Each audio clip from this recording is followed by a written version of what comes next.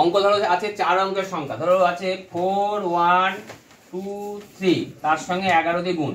11 দিয়ে গুণের ক্ষেত্রেই এই অঙ্কটা প্রযোজ্য হবে।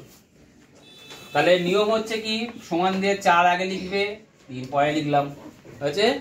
এবার 4 একে যোগ করলে কত হয় 5, 2 একে যোগ করলে কত হয় 3, 3 একে যোগ করলে কত হয় 5। এটা অ্যান্সার, বুঝতে পেরেছো?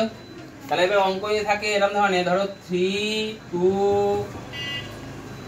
5 4, তার সঙ্গে 11 গুণ।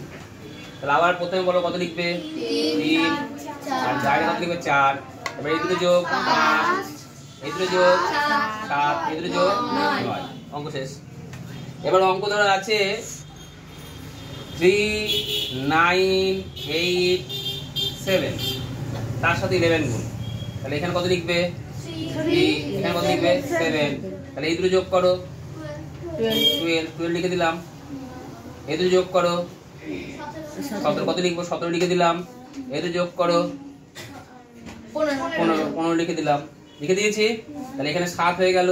এখানে অনলি ফর কত নেব 5, আর এই একটা কার সাথে যোগ হয়ে যাবে 17 সাথে যোগ হলে কত হয় 18, 18 কত হবে 8, হাতে আবার কত আছে 1, এই একটা এসে যোগ হয়ে যাবে, যোগ হলে কত হয় 13 হয়। 13 কত নেব 3, হাতে কত থাকে 1, সেই একটা এসে যোগ হলে কত হয় 4, অঙ্ক শেষ। বুঝা গেছে?